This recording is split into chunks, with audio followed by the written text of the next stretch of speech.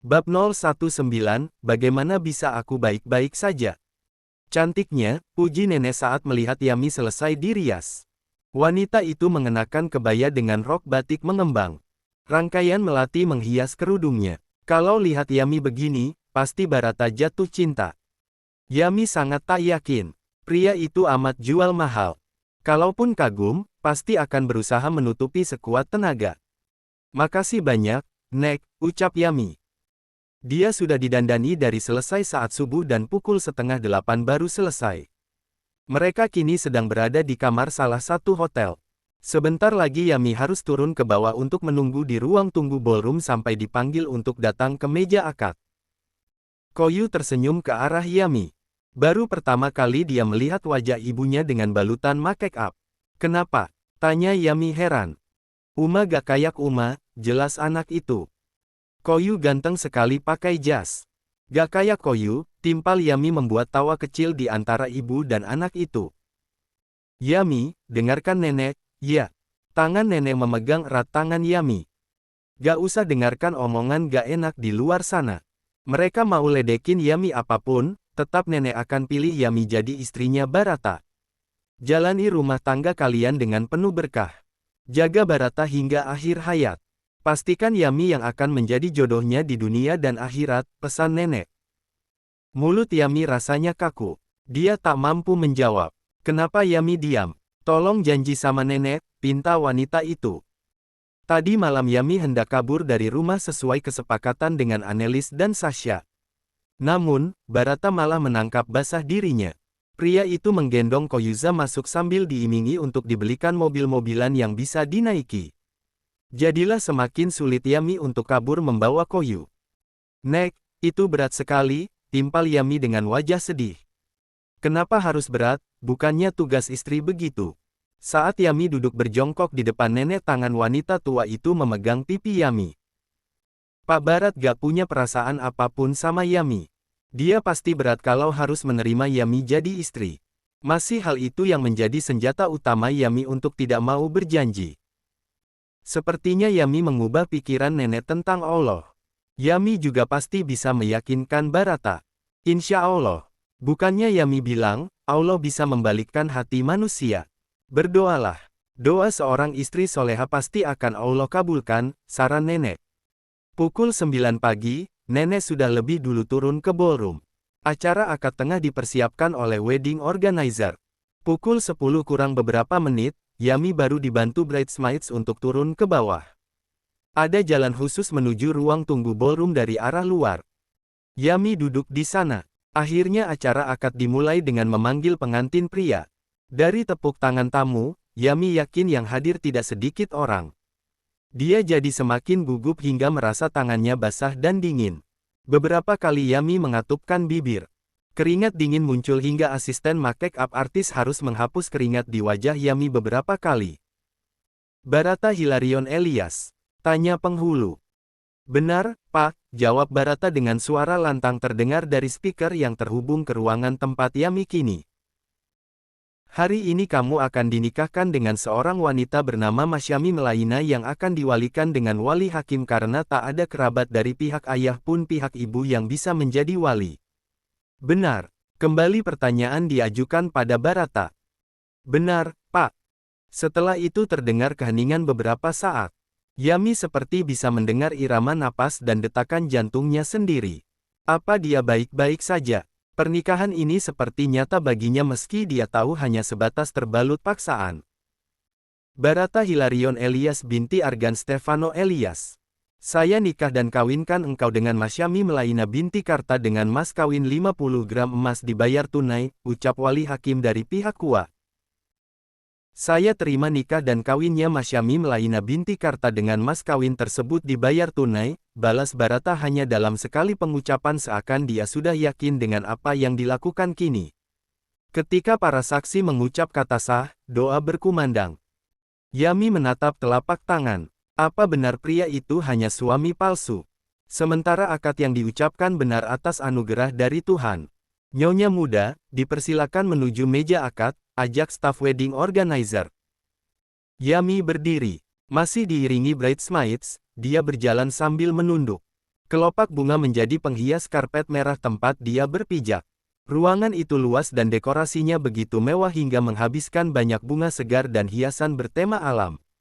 Koyu terlihat melambaikan tangan. Dia duduk di samping nenek ditemani Bilala.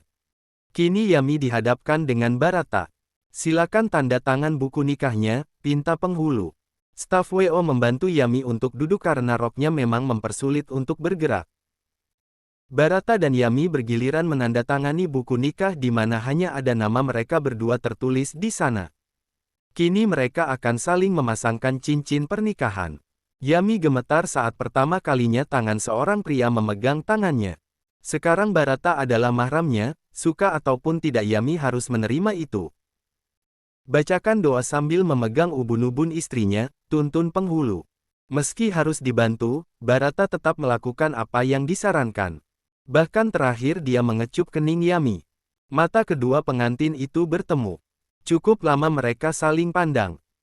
Dan semua orang di sana tertegun saat Barata mencium bibir Yami di depan mereka semua. Yami sampai meremas roknya. Nyawa seakan melayang hingga kaki rasanya tak berpijak. "Kenapa kamu diem aja?" tanya Yami dalam hati. Namun, dia tetap pasrah berada di tempat. Bahkan saat lengan Barata meraih pinggangnya. Nenek sampai harus menutup mata Koyu. Tak lama bibir Barata terlepas. Pria itu pun terlihat kaget dengan apa yang dilakukan hingga pipinya memerah. Seperti pengantin laki-laki sudah tidak sabaran, komentar penghulu hingga membuat orang di sana tertawa. Meski bingung, Yami tak mau bertanya pada Barata. Dia malu setengah mati, padahal tangan sudah ingin memukuli pria itu.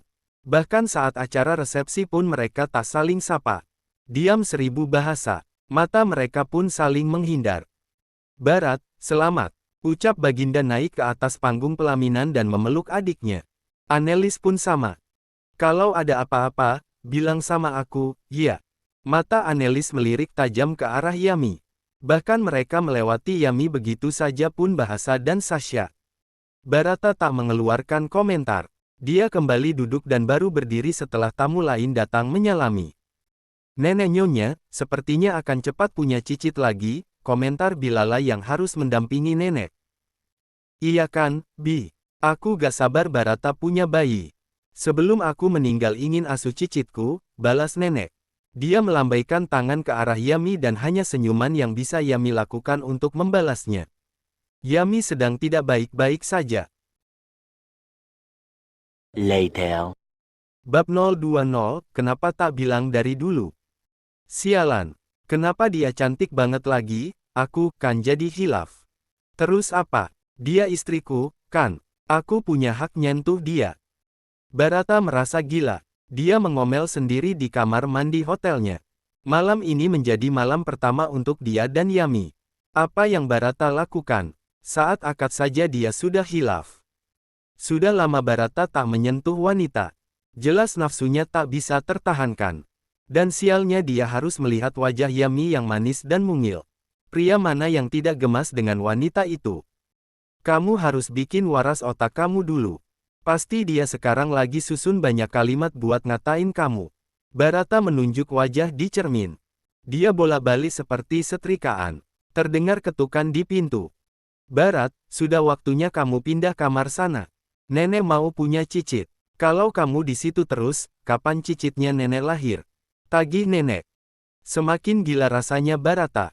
Nenek makin hari makin sehat. Makin lama aku bisa pisah sama Yami. Tapi Yami makin hari juga makin meresahkan. Barata mengacak rambutnya. Setelah mengatur napas, dibuka pintu kamar itu. "Cepat." Yami nunggu di kamar. Nenek menunjuk ke arah luar. "Koyu." Barata sedang mencari alasan untuk menghindar. "Koyu mau tidur sama nenek. Jangan banyak omong. Sana, pergi." Usir nenek. Barata memutar bola mata. Dia keluar dari kamar dan berjalan di lorong hotel. Saat berbelok, matanya melihat Annelies tengah membuka pintu kamar hotel. "Kamu baru ke kamar?" tanya Barata. Annelies mengalihkan pandangan. "Kamu ganteng banget hari ini. Mentang-mentang jadi pengantin," puji Annelies. Barata tersenyum. Annelies sama sekali tak terlihat sedih meski tahu Barata sudah menikah. Dia hanya kesal akibat harus sejajar dengan Yami. Semakin yakin Barata jika cintanya hanya bertepuk sebelah tangan. Makasih. Suara Barata terdengar serak. Tepukan di bahu membuat Barata kaget. Dia beralih pada pelaku, Baginda baru menyusul Annelies. Pria itu memeluk istrinya dari belakang terlihat mabuk. Mau kemana? Malam pertama, ya, nikmatin istri kamu. Sayang juga kalau dibiarin. Manfaatin buat senang-senang, saran Baginda. Kamu ngomong apa, sih? Jangan pengaruhin Barata yang aneh-aneh. Kalau wanita itu hamil, kita gak bisa usir dia kalau nenek meninggal nanti, omel Annelies. Baginda mencium wanita itu. Bukannya risih, Annelies malah membalas dengan cara yang sama. Barata mengalihkan pandangan. Hatinya sakit melihat kemesraan pasangan itu. Barat, kakak kamu kayaknya lagi gak waras. Aku duluan, ya, pamit Annelies. Baik, Barat. Aku bikin adeknya Bianca dulu. Baginda melambaikan tangan dan pintu kamar itu langsung tertutup dari dalam. Tangan Barata mengepal. Emosinya meningkat. Ingin dia menendang pintu, mengeluarkan Annelies dari sana dan membawa wanita itu pergi. Namun, apalah daya. Ada hati nenek yang harus dia jaga. Barata menutup mata, meneruskan langkah menuju kamar istrinya. Pintu kamar itu terasa dingin. Dia sudah membayangkan di balik itu Yami pasti sudah siap untuk marah-marah atas peristiwa tadi pagi. Barata buka perlahan pintu dan dia tutup hingga terkunci sendirinya. Dia salah. Yami malah duduk di atas sofa sambil memeluk lutut. Dia masih mengenakan gamis dan kerudung panjang. Kamu udah mandi? Tegur Barata. Terlihat Yami mengangguk. Kenapa diem aja? Tiba-tiba Yami berdiri. Apa maksud Anda tadi? Katanya kita akan pisah. Tapi apa, kenapa Anda cium bibir saya? Ternyata benar reaksi Yami akan sekeras itu. Kayak gak pernah ciuman saja. Jawab Barata dengan mudahnya. Emang belum pernah dan bibir playboy Anda sudah bikin bibir saya tercemar. Bahkan Anda tanggung jawab seisi dunia ini saja gak akan bisa gantiin rasa kecewa saya. Omel Yami. Kaki Barata melangkah lebih dekat. Sedang Yami mundur. Tatapan tajam wanita itu beralih ke arah lantai. Dia menghindari kontak mata dengan Barata. Terus ngapain kamu diem? Kenapa biarin bibir playboy ini cium kamu? Emang pas bikin koyu dulu kamu gak ciuman apa? Mata Yami berkedip-kedip. Bibirnya mengatup. Tangan Barata menarik lengan wanita itu. Lepasin. Tegas Yami. Aku ini suami kamu. Suara Barata penuh tekanan. Aku punya istri secantik dia. Kenapa harus pikirkan wanita yang tidak memedulikanku? Batin Barata. Dia bersikap semakin tak wajar, hingga membuat Yami takut hingga merasa lutut lemas. Namun, wanita itu sekuat tenaga mendorong. Dia menolak Barata. Jangan sentuh aku. Tegas Yami. Kamu mau dilaknat malaikat karena gak mau layanin aku. Ancam Barata. Mata Yami kembali menatap Barata. Kita sudah sepakat akan pisah setelah nenek gak ada. Suara Yami melengking tinggi. Kapan? Gimana kalau nenek masih hidup sampai 20 tahun lagi? Kamu mau selama itu jadi istri sia-sia yang gak pernah disentuh suaminya? Kamu mau selama itu menyimpan dosa? Barata terus memengaruhi. Anda sebenarnya kenapa, Pak? Apa efek mabuk waktu itu masih ada? Lihat, aku Yami, wanita yang menyebalkan paling Anda benci. Yami menunjuk wajahnya.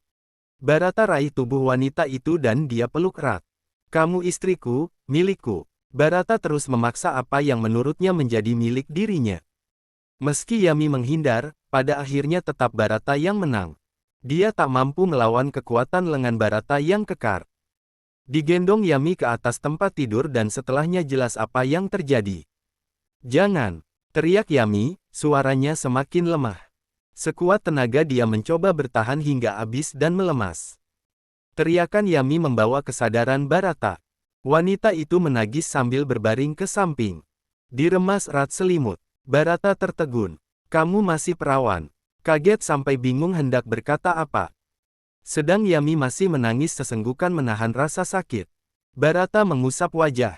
Dia tak pernah mengira akan begini. Kenapa kamu gak ngomong sih? Aku gak akan kayak gini. Sial. Pria itu memukul tempat tidur. Terlambat, nasi sudah menjadi bubur. Barata tarik lengan Yami. Mereka duduk berhadapan kini. Yami menutupi tubuhnya dengan bantal karena malu terlihat Barata. Jadi Koyu anak siapa? Kalau bukan anak kamu, siapa orang tuanya? Tegur Barata. Keponakanku. Orang tuanya udah gak ada, jawab Yami lemah. Nenek tahu. Kembali Barata bertanya. Yami mengangguk. Di sini Barata merasa kesal, tapi juga ingin marah pada diri sendiri.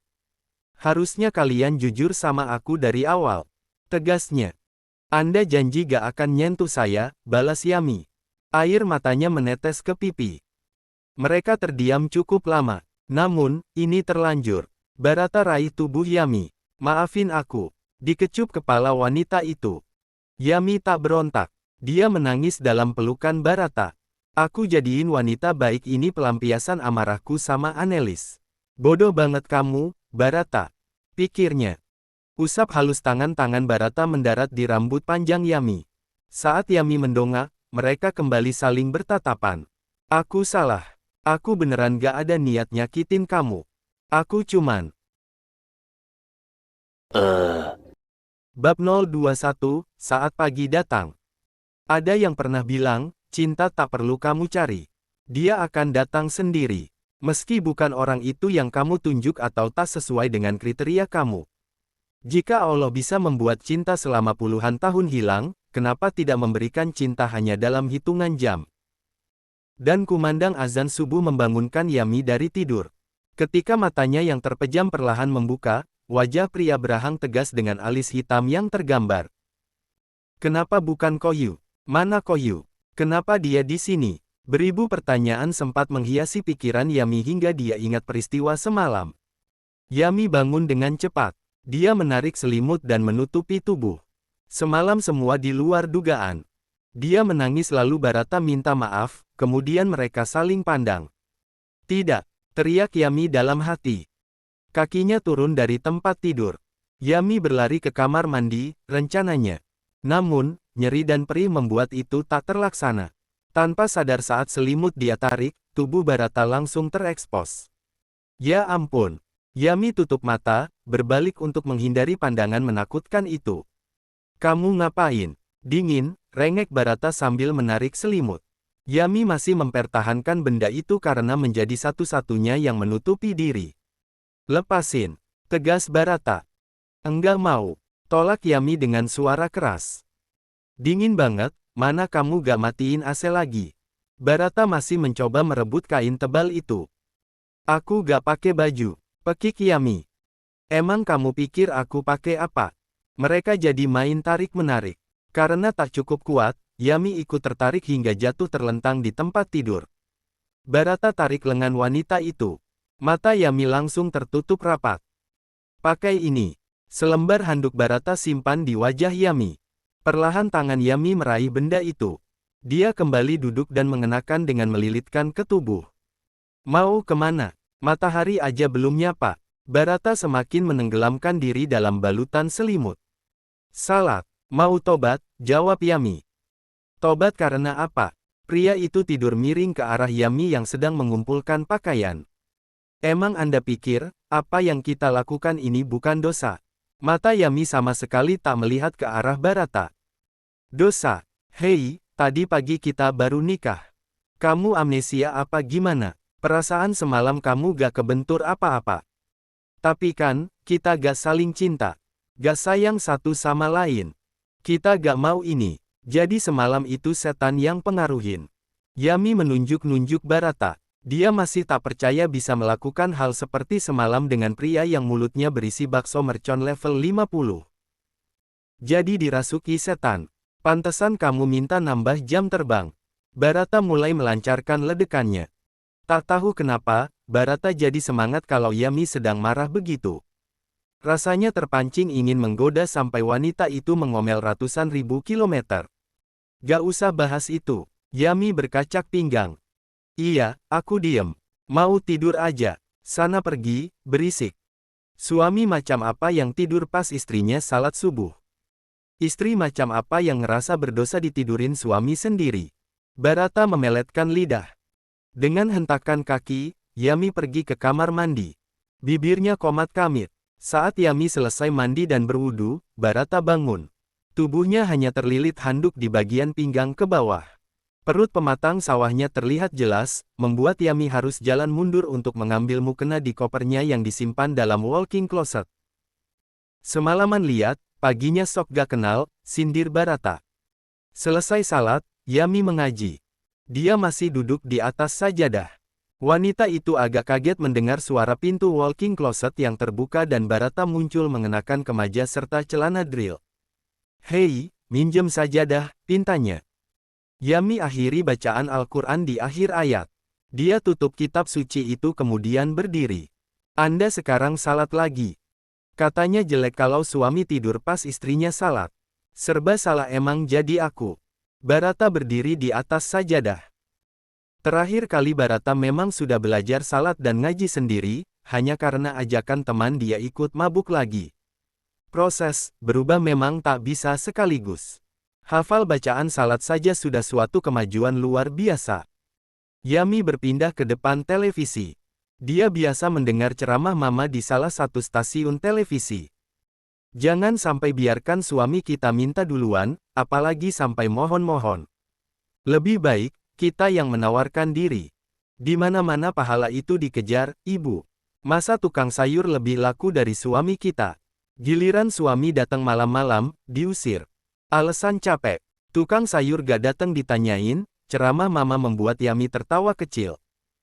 "Dengar, yang ngomong bukan aku itu." Hal yang tadinya lucu jadi terasa menyebalkan karena dimanfaatkan Barata.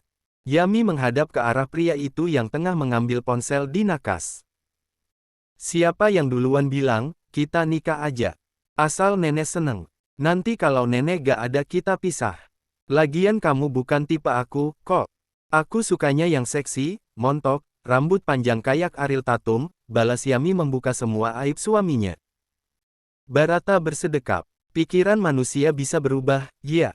Aku ini lelaki normal. Mana mungkin diem aja sekamar sama perempuan meski mungil, cerewet dan galak juga kamu tetap perempuan," kilah Barata. "Makasih." Yami kembali menonton televisi. Barata diam sejenak. Matanya memperhatikan wanita yang kini diam dan sesekali hanya tersenyum mendengar ceramah. Tanpa sadar, Barata pun ikut tersenyum saat wanita itu senyum. Semakin penasaran ia hingga akhirnya memutuskan duduk di samping wanita itu. "Boleh aku tanya gak, sih?" Barata membuka topik. "Kalau mau ngajak berantem, mendingan bapak diem," tegas Yami. "Aku mau ajak ngomong serius. Kedepannya kita mau gimana?" Pria itu membuat Yami membelalakan mata hingga pandangan wanita itu beralih padanya. "Ada wanita yang aku cintai. Tapi gak akan mungkin bisa aku miliki. Aku ingin lupain wanita itu, perasaan yang bikin aku kesal, sedih, kecewa dan sakit. Aku juga punya hak buat bahagia dan jatuh cinta, kan?" Mulut Yami masih diam. Hanya dalam hati terus bergejolak. Sesak saat mendengar Barata menyimpan hati untuk wanita lain, setelah apa yang mereka lakukan semalam. "Aku mau sama kamu. Ngelupain semua itu. Aku lelah jadi diri aku yang dulu. Apa yang aku cari gak pernah ketemu. Kamu benar, mencari kebahagiaan kita hanya akan menemukan banyak luka. Tapi mendapatkan keikhlasan, kita akan bahagia tanpa alasan." Tangan Barata mengusap kerudung Yami. "Pak, saya hanya pembantu Anda, ingat." Yami merasa rendah diri. "Iya, aku juga ingat kalau kamu istriku dan hubungan kita sudah semakin sempurna tadi malam. Aku sudah terima kamu, Yami. Aku harap kamu juga. Kasih aku waktu buat berjuang. Kita bisa pacaran halal, iya kan?" Mata Yami berkedip. Jawaban pria itu mengusik bagian terdalam hatinya. Mendadak sosok Barata berubah dari bos super menyebalkan menjadi suami yang hangat. "Walau saya bukan Ariel Tatum, kamu bidadari surgaku." Tomorrow. Bab 022, Cemburu pada Koyu.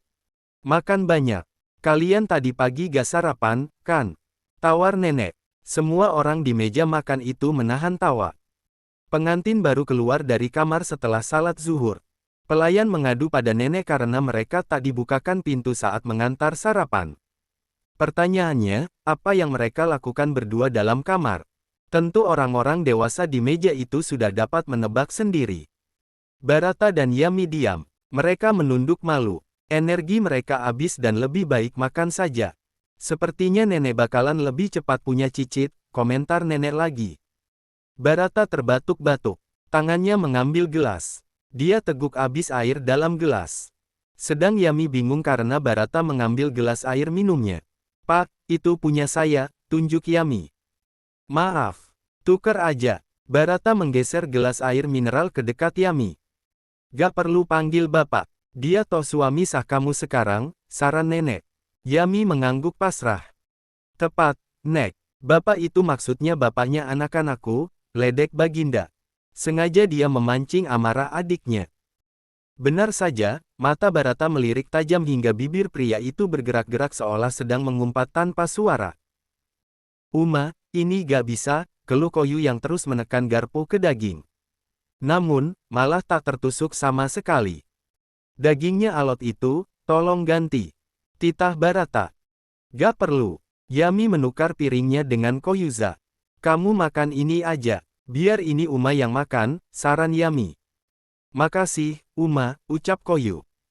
Saat Yami hendak menusuk potongan daging, Barata rebut garpu wanita itu dan menarik piringnya. Tukar. Tegas Barata pada pelayan. Pak, ini udah dibuat. Mubazir kalau gak dimakan. Yami masih bersikeras terhadap pendiriannya.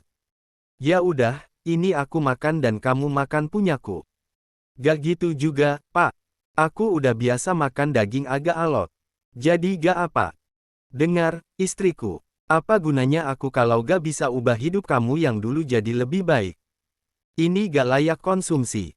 Kamu bisa sakit gigi atau lambung kalau maksa makan. Bukannya menjaga kesehatan juga penting. Barata memberikan penekanan. Pelayan langsung meminta izin mengambil piring itu. Kami akan menyediakan steak baru segera, Tuan Muda, pamitnya. Jadilah Yami harus menunggu lebih lama untuk makan. Apalagi tak ada nasi untuk membuat perutnya kenyang. Dia yang termasuk golongan makan mie dengan nasi tentu butuh asupan karbohidrat yang banyak. Buka mulut, pinta Barata. Yami tertegun saat pria itu menyuapi potongan daging ke mulutnya. Melihat itu nenek tersenyum. Tak tahu apa yang bikin cucunya nenek jadi semanis ini. Yang pasti kejadian tadi malam yang bersambung sampai siang, jawab bahasa. Mulut kalian bisa diem gak sih? Ada anak-anak di sini. Protes Barata. Mulut Yami hanya bisa mengunyah potongan steak yang Barata suapi. Sedang matanya pura-pura memperhatikan Koyu yang sedang makan. Uma, Koyu ke kebun binatang. Nanti sama nenek, cerita anak itu. Beneran, Uma mau ikut juga, pinta Yami. Barata mencolek pinggang Yami. Dia berikan tanda agar Yami jangan ikut. Kenapa? Aku pengen lihat monyet, keluh Yami. Kamu bukan anak TK. Biarin Koyu senang-senang sendiri. Jangan ganggu dia, larang Barata. Ayo, Uma, jalan-jalan. Senang. Koyu semakin semangat untuk bepergian. Koyu gak masalah aku ikut. Yami memeluk putranya dengan erat. Dia tak sabar bisa jalan-jalan karena selama ini hanya diam di rumah nenek. Aku yang ngerasa bermasalah kalau kamu ikut. Aku udah siapin semuanya. Barata berbisik ke telinga wanita itu. Mata Yami menyipit. Kenapa gak sama Koyu? Aku gak pernah pergi jauh dari dia. Koyu ada sama nenek. Dia akan aman. Yami jangan khawatir. Pergi sama Barata dan nikmati bulan madu. Nanti kalau Koyu kangen, kalian bisa video call. Nenek untungnya mendukung rencana Barata. Annelies mengambil gelas berisi jus. Dia teguk isinya. Perlahan disimpan gelas itu. Bertindaklah dewasa, kamu udah nikah. Lebih baik kamu bikin senang suami kamu. Iya kan, Barat? Kalimat Annelies bernada sinis. Ketika Yami melihat reaksi suaminya, dia malah menangkap hal lain. Iya, jawab Barata dengan suara pelan. Namun, tatapan mata pria itu seperti sengaja menghindari Annelies. Bahkan Barata pura-pura menuangkan air putih sendiri, meski dia bisa meminta pelayan melakukannya. Dan gelas itu pun masih tersisa setengah, kenapa harus diisi kembali? Astagfirullah, apa ini rasaku aja? Apa perempuan yang Barata sukai itu? Yami kini menengok Annelies yang tengah mengusap mulut dengan serbet. Jantungnya berdenyut kuat. Tertahan sejenak napas Yami. Gak, mungkin cuman kecurigaanku aja. Aneh, beberapa hari lalu kamu ketemu Yami untuk apa? Sasha juga, kan? Tegur nenek. Kedua cucu menantunya itu langsung terbelalak, kaget dan takut. Tak biasanya kalian peduli dengan Yami. Datang pun kalian tak nyapa dia. Dulu dia hanya perawat nenek, kan? Sekarang dia istrinya Barata, tentu kami mau kenalan. Gimanapun kami bakalan jadi saudara. Iya, Yami. Kilah Sasha. Meski dalam hati dia sudah terbakar kesal ingin tahu siapa orang yang membocorkan hal itu pada nenek. Iya, Yami tak mampu berkata banyak. Selesai makan siang, keluarga itu harus kembali ke rumah masing-masing. Nenek berada di mobil paling depan. Sedang Barata, Yami dan Koyu di mobil kedua. Koyu duduk di samping Yami dekat jendela. Anak itu melihat pemandangan di luar. Gedung tinggi menjadi daya tarik sendiri untuknya. Uma, sana itu orang ada. Koyu penasaran. Ada, mereka lagi kerja, jawab Yami. Kerja apa? Kerja kantor di depan komputer. Ketik-ketik sesuatu. Uma gak tahu kayak apa. Soalnya Uma gak pernah kerja di kantor, jelas Yami. Uma kerja jaga nenek. Suapin nenek, kasih obat, jalan-jalan, ngobrol, timpal Koyu mengabsen kebiasaan Yami. Barata tak bergeming, matanya masih mengarah keluar jendela di samping. Justru itu membuat Yami merasa beku. Sejak makan siang tadi, Barata mendadak diam. Wajahnya pun datar. Tak tahu kemana pria romantis tadi pagi saat Yami dan dirinya di kamar yang sama. Uma, itu apa? Tanya Koyu melihat bangun beton panjang di pinggir atas jalan. Itu rel untuk kereta, jawab Yami. Keletak ada jembatan juga, Uma. Koyu terlihat kagum. Ada, dong. Itu buktinya. Nanti kita naik itu kalau liburan, ya. Ajak Yami. Terdengar dengusan napas Barata. Seakan ada beban dalam dirinya. Yami tak berani bertanya. Dia takut suaminya malah marah karena merasa terganggu. Tiba-tiba terasa tangan Barata menggenggam tangan Yami. Kini mata Yami kembali beralih pada pria itu, tapi Barata masih membelakangi. Pak, kenapa? Tanya Yami sambil berusaha melepaskan tangan. Cemburu sama Koyu. Tak tahu pria itu menjawab dengan jujur atau tidak. Yang jelas sama sekali tak menjawab apa yang menjadi kecemasan Yami saat ini. La gente, 52, entre Broadway